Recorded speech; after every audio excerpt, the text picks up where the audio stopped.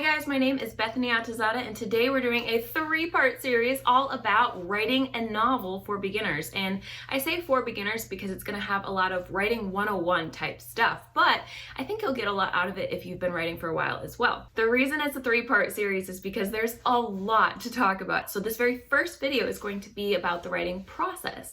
And by that, I mean literally the entire process. So this is probably going to be the biggest video because we're going to start with the idea and coming up with it and brainstorming and plotting all the way to writing and editing and then even publishing your book. We're going to cover that entire thing. So it's going to be a lot today, but it's going to be really good and a ton of great detail for you, especially if you're a brand new writer and you're like, how do people publish a book and write a book? Like, how does this happen?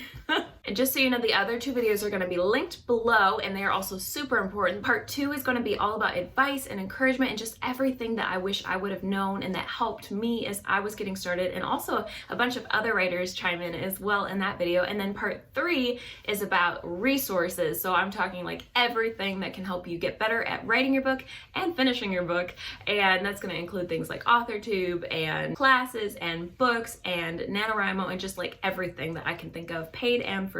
All right, let's do it. There are pretty much 5 steps to writing a novel, and that's way oversimplified, but we'll dive much deeper into it. The very first step is coming up with your idea. And for a lot of you watching this, this is probably right where you are right now. Like, you have kind of a general idea or some like pieces of it floating around that you're just not sure how to string them together into an actual story, but you have kind of a concept. And if you don't have a concept, just know that ideas are a dime a dozen. You can brainstorm them all the time. The best way to brainstorm ideas is just to make space for yourself to actually do that. But just in case you need help coming up with a story idea, I did want to touch on it really quick, and that is simply to say that it's easier than we think. Like, we get really freaked out about it. We're like, oh, this is so hard. What if it's not perfect?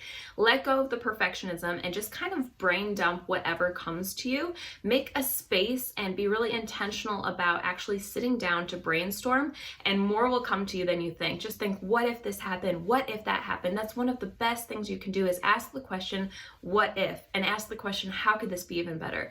How would this make me interested in the story? Just asking questions like that and brainstorming and making the space to brainstorm is really all you need. And just know that ideas don't come out perfectly formed. Like, that's probably the biggest thing that holds writers back, is they expect the idea to just, kind of pop out like an egg and it's just fully formed and it's done. But really, brainstorming is kind of putting the egg together. You're like, okay, here's the shell.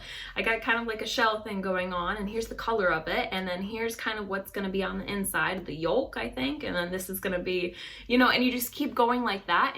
And brainstorming is putting together something out of pieces. So don't put that weight of perfectionism on yourself and try to like pop out the perfect idea all in one. It will almost never happen that way, although it does sometimes. And if you're like in the shower or you're trying to fall asleep, sometimes those are when the best ideas come to you. So just be receptive to that, and maybe have a notebook that you kind of dedicate to writing down ideas, and let yourself brainstorm over time and put things together in that way. So that's coming up with the story idea and the very initial concept. But pretty quickly after you get a concept that you like and you feel attached to, you need to move to step 2, which is the planning stage. And you notice that I did not say plotting because it's a little bit different than plotting, although plotting can fall under this. But there are usually 2 camps of writers. They are the plotters, who basically plot every single beat of the story to different extremes. And then there are the pantsers, who kind of fly by the seat of their pants and they just wing it and they see what happens.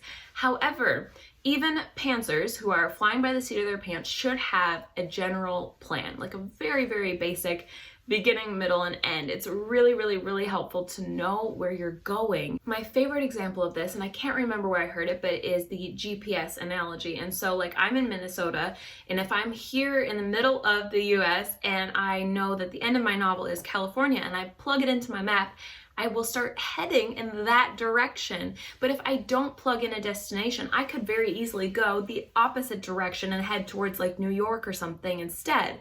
And so just knowing a general plan and where you're going is so helpful. Now I have an entire video right here all about making a plan, so I'm not going to go super in detail here. Instead, I'm just going to link it below for you to watch later. But I really wanted to bring it up because whether you're a pantser or a plotter, there is no wrong way. And here's the most interesting part: you can change over time. So I have gone between pantsing and plotting back and forth depending on the book and what it needed and what I needed at that time. And so right now, I personally am a little bit of a mix of the two, but I found that whenever you get stuck, is probably when you're doing the opposite of what you need. So for people who are pantsing and they get stuck, I always suggest try some plotting. See if you can plot out where you need to go next. And I do that for myself by doing things like bullet pointing or by using the Save the Cat beat sheet, which we will talk about a ton in the resources video. Or maybe you get stuck when you've been plotting too much and you're kind of getting stuck in the planning process and you've just been living there. Then it can be really helpful to get unstuck by just pantsing it. Just like go for it and see what happens and let the story come to you. And so I really think my favorite advice here is to just try things and don't lock yourself in. And don't feel like there's any right way, but instead be really honest with yourself and look at what is holding me back and should I try something else? And give yourself that freedom to try things and just pay attention to what's working for you. If you're brand new to writing and you're not even sure which camp you fall under, or if you're somewhere in the middle, you'll probably realize pretty quickly which one is your preference. Hey, Benny. Oh, yes, roll over.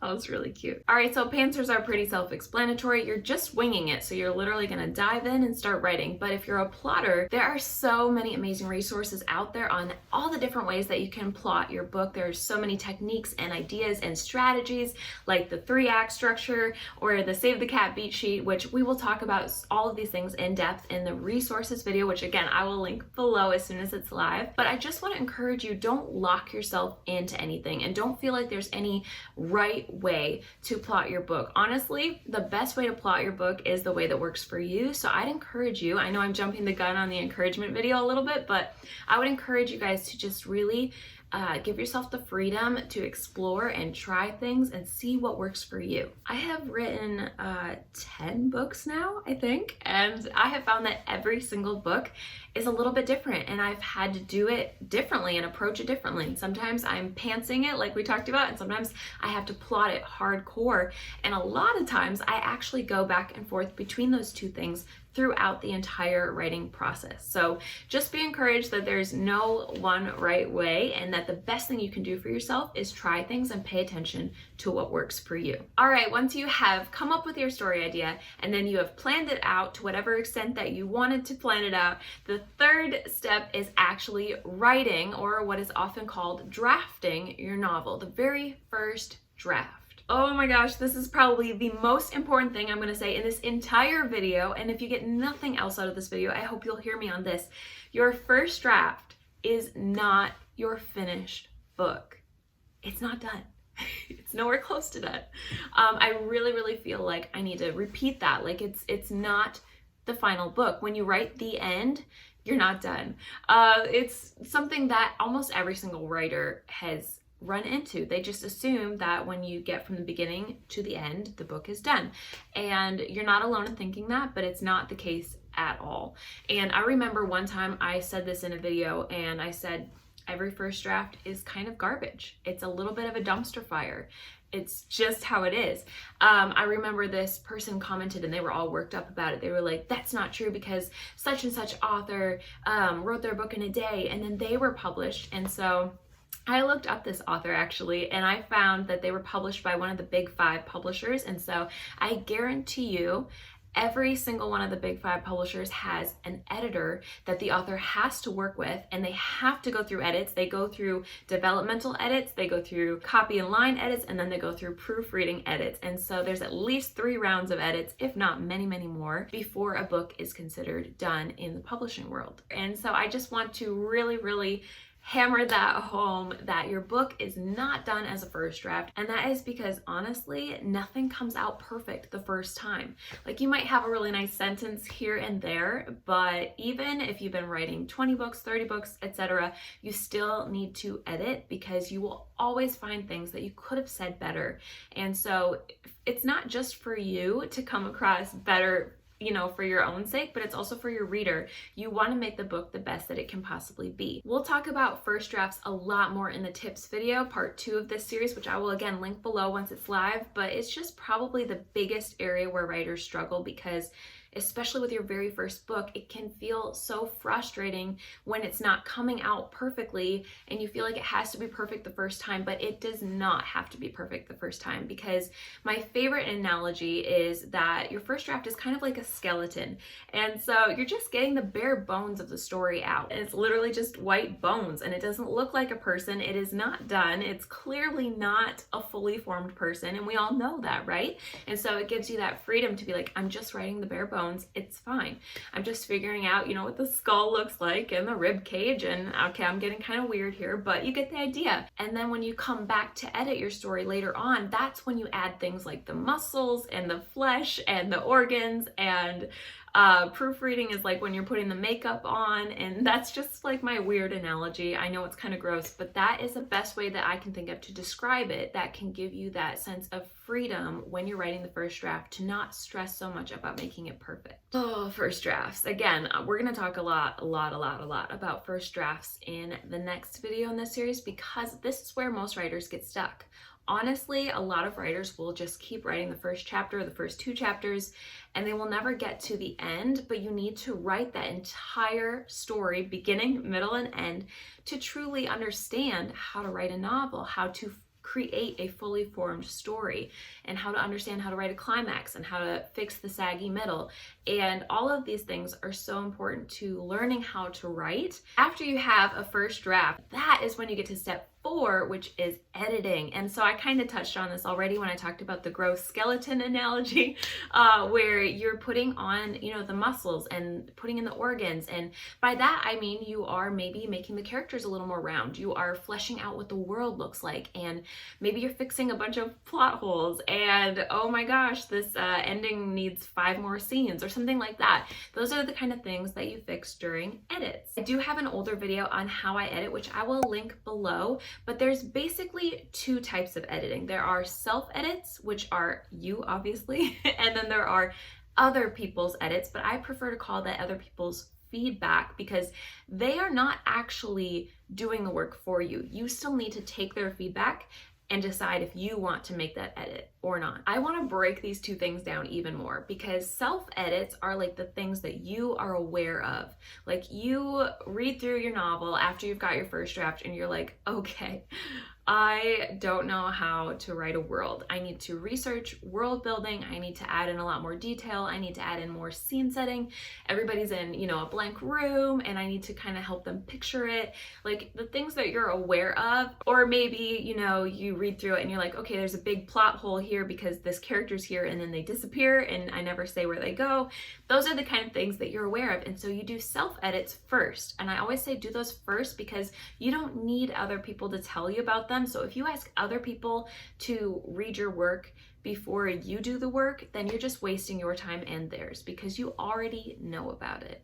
I like to do at least 3 passes on my own, if not many more than that. It's kind of hard to nail it down because sometimes you're editing really big picture and sometimes you're reading really detailed, but I like to go through it a bunch, and I can do more videos on editing if you want. I'm going to put together an editing playlist because I have a lot of videos that can fall under this category, such as my show versus tell video, and I'm also going to be doing videos soon on overwriting and on underwriting, so definitely check out my editing playlist if that's the stage you're in, because I really think that those can be some amazing places to start when you're doing self-edits, especially the very first self-edits, to look at where you can add things and where you can delete, and then to look at show versus tell. Those can be really great places to start. but really a lot of people edit differently. So just be aware again that there's no right way. You're not locked into doing this in any particular way. Some people like to edit for everything at once, and other people like me like to edit for one thing at a time, or at least I try to, and it helps me to get more focused. So again, pay attention to what works for you, kind of watch what is helping you edit better, and do your research and learn all the things that you can edit in your story on your own. But once you've done all the edits that you know how to do, that's when you bring in other people's feedback. And there are actually 3 types of feedback. I'm going to break this down even more, because when it comes to feedback, there are beta readers, or sometimes people even call them alpha readers in certain cases. We'll talk about that. Then there are critique partners, and then there are editors. So I'm going to dive into each of these 3 things because they're all a little bit different and they're all going to help you in very different ways. Let's start with beta readers, because I again have a playlist all about this, and it's because I love working with beta readers, but it's actually one of the processes that I found the most confusing when I started out. So I created a bunch of videos to help other people with all the questions that I had. If you guys have heard of beta testing before, it's literally just something you do with a group of people before a product is ready to find all the problems it has, so that once you launch it, you don't find out then. So it's literally just working with a group of readers before you publish, because you'd rather find out all the problems before publishing instead of in the reviews after publishing. If you want to know more about beta reading, I will link the videos below for you about how to find beta readers, how to work with them, and how to process their feedback after. But really, it's just a really fun process of figuring out all the issues with your story before publishing and fixing them so that you don't hear about them in the reviews later. And so I personally like to do beta readers a little bit more towards the end, like right before I work with an editor, because I want to give them as polished a story as possible. But you can also work with beta readers at the beginning, at the middle, at the end. You can have multiple groups of beta readers. You can have small groups, big groups. There's no one right way, but the point is just to figure out the problems in your story. This is not a fan group to go and rave about how awesome you are. Now, if they like things, that's really good to know. That can be really encouraging, but you are working with them to find the problems. And the thing that you guys need to realize is that if you're too scared to do beta readers now and get that feedback now, you're just hurting yourself, because you will get that feedback after publishing in public reviews. So if you are scared about the beta reader process, just ask yourself, which is worse? To hear about it privately from somebody that you trust and you can fix it, or to hear about it publicly from an angry 1-star review on Amazon? That should help you decide. One other question I get asked all the time is, when do I do beta readers? And I kind of touched on this already, but after you've done everything you know, because again, you're just wasting people's time if you ask them to tell you things that you already know. So I personally like to do beta readers right before I work with an editor, but after I work with my critique partners. And so that leads to critique partners.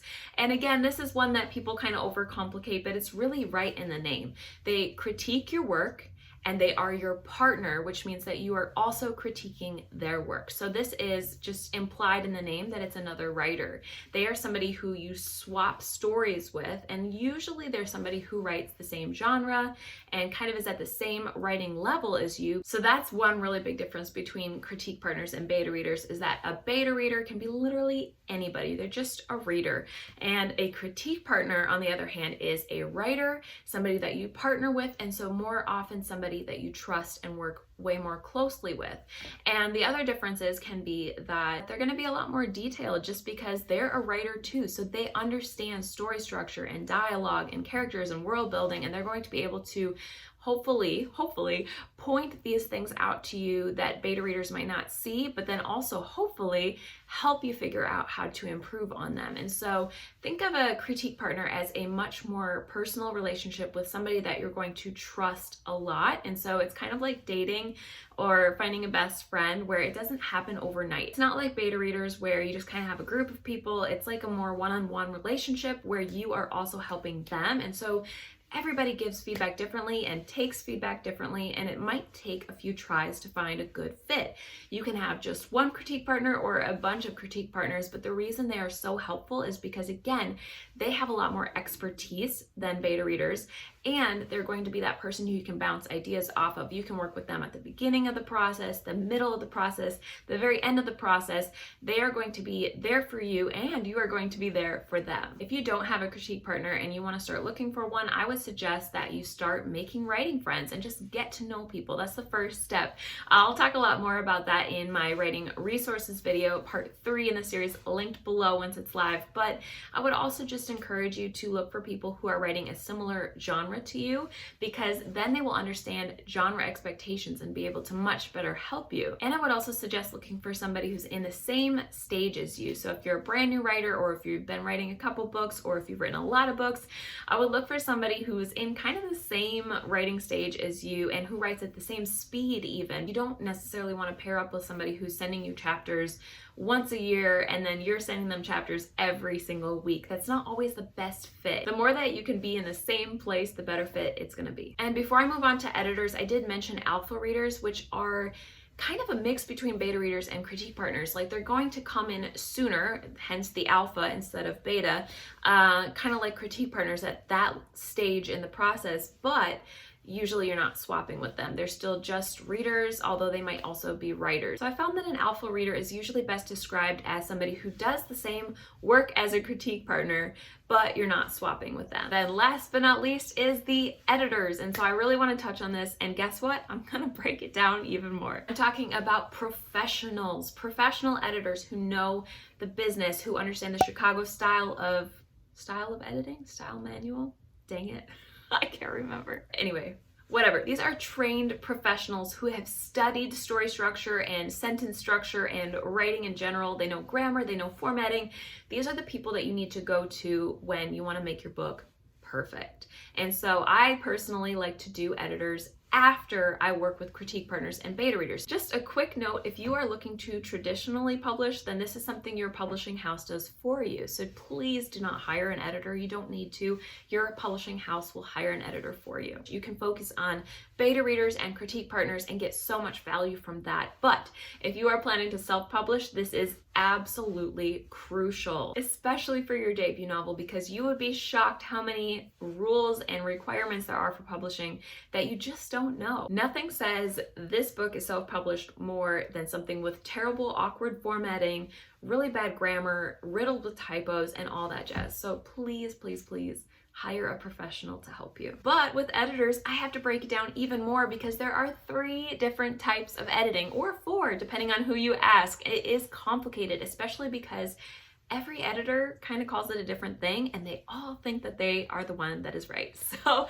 I'm going to tell you what I most often hear them called and give you an idea of what exactly that entails so that you can know what to ask for and what you need. The first type of edit that an editor might do is called the developmental edit. Developmental edits are very, very, very big picture. I'm talking about like story issues, maybe the story structure or the plot has a problem, character issues, world building issues, maybe big plot holes, everything that's like very big picture. They are not doing typos, they're not doing sentence structure, they're not even helping you with style usually. They're just very big picture, and they're helping you make the story a story. And then the second one, which can often be also a third, depending on who you ask, is copy editing / line editing. Again, if you Google copy editing and line editing, you can see that it really varies depending on who you ask. And so every single article that I read on Google was different and said it differently. And that's the case with pretty much every editor that you talk to as well.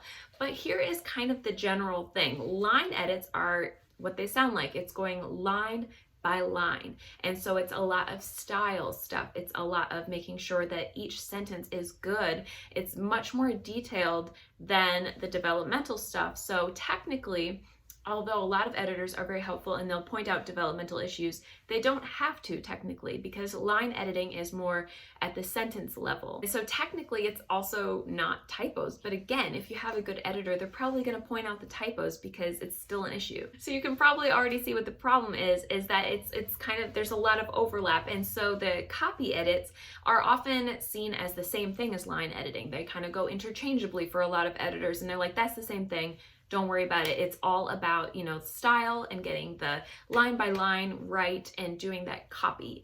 But certain people, I have found out the hard way, see copy editing almost the same as proofreading. So the last but not least is proofreading, which is your very last polishing of the story. So you're not even worried about sentence structure anymore unless it's really obviously bad. You're looking for things like typos and really awkward grammar and maybe formatting issues, and then things that I've heard recently called echoes. So an echo is where you have a word and then you repeat that word later on down the page, maybe multiple times if you're like me.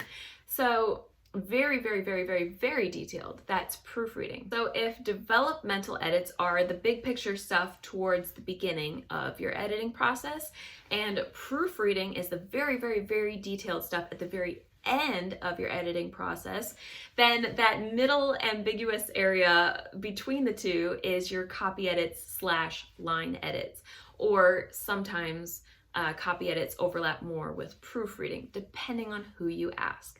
And so obviously it's very complicated. So the best thing that you can do, and my best advice, is to do a ton of research and ask every editor to be very, very, very clear on what they do. Just know that most editors say something different. It's totally normal for every single editor to have a slightly different definition, but as long as you are on the same page as them, that is what counts. There's also going to be a wide range of prices and expertise in this field, and so my best advice to you is do a ton of research.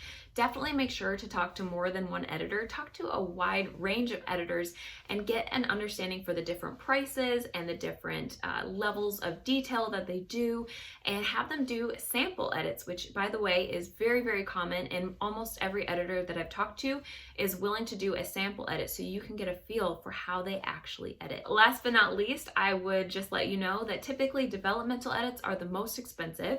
Copy and line edits are really random in the middle. Again, it depends on how much expertise and how much detail they do. And then proofreading tends to be the cheapest of all the three options. But what I would really recommend is look honestly at your work and ask yourself, what do I need? If you're a brand new writer, you might need a developmental editor. You might need somebody to tell you what is going on with the story. You might need a professional to help you with that. But if you are further on down the road and you understand writing more, you might not need that. You might need more of the line edits to help you. So take a very honest look at your work and decide. One quick note before we move on to the last step. This should go without saying, but between every edit that you do with other people, the beta readers, the critique partners, the editor, you should be doing self-edits. So your beta readers are not changing it for you. You have to change it. And usually you have to do multiple passes again. And then your critique partner is not changing it for you. You have to do the edits. And even your editor, I would really recommend, although editors will offer to do that for you, I would recommend that you make the changes, because how else are you going to learn? Like if you just click accept all changes in Microsoft Word and let it happen on its own, or you let them send you a edited document all clean and ready to go, that's not helpful to you. You need to learn from their editing notes. And so I always suggest that you do self-edits between every single round, including even at the very end after your proofreader has read it. You read it again and edit again, because you'll probably find things that they miss, because everybody is just human. So the more passes you can make, the more polished your story is going to be. Whew. All right, that leads to step 5, which is the last one, but make sure you stay tuned until the end, because I will share with you how I go through these steps in my particular timeline. But step 5 is publishing. And so of course you guys know this, there are 2 routes. There's traditional publishing or there is self-publishing. And so I have friends who traditionally publish. I'm going to talk a lot about that in our resources video, which again will be linked below once it's live in part 3. But I also have a lot of knowledge about self-publishing, because that's the route that I chose to go. And so I will link below a few helpful videos on self-publishing, such as how hard is it to self-publish. I will link that below, and I also have a playlist all about self-publishing if you want to check that out and watch it all the way through. All right, so that's the 5-step process. Just to review, we've got number 1 is the story idea, coming up with it. Number 2 is planning it out and figuring out how you're going to write it. Number 3 is actually writing that first draft. Number 4 is editing and all the many, many, many types of edits that go under that umbrella. And last but not least, number 5 is publishing your book in whichever way that you want. So as promised, the way that I go through these steps is that I go pretty quickly at first. Brainstorming is tricky to pin down because I usually have an idea for a while before I'm ready to start working on it. But once I start the planning process and I start plotting out my story, I typically take only 1 to 2 weeks to plot it out before I dive into the first draft. And then once I do the first draft, I like to do what's called fast drafting, which is something I picked up from National Novel Writing Month in November. Again, we'll talk about all of this in the resources video, but fast drafting is simply writing it as fast as you can. You sit down and you just work on getting the words on the page and worrying about making it perfect later. And so I typically can write a book between 1 to 2 months. I can write that first draft in a month to 2 months, depending on how long the book is. And then editing is much, much longer. So typically from when I first start writing to publishing is about a year exactly. And so I found that editing can be anywhere from 6 to 9 months. I can take months off to do other things, but typically I need a lot more time to edit because like you guys saw, there's a lot that goes into that stage. So I typically will edit for a month on my own, and then I will edit for my critique partners and send to them. Then I will edit with their feedback another month. Then I will take a month or 2 to send to beta readers, depending on how much time they need.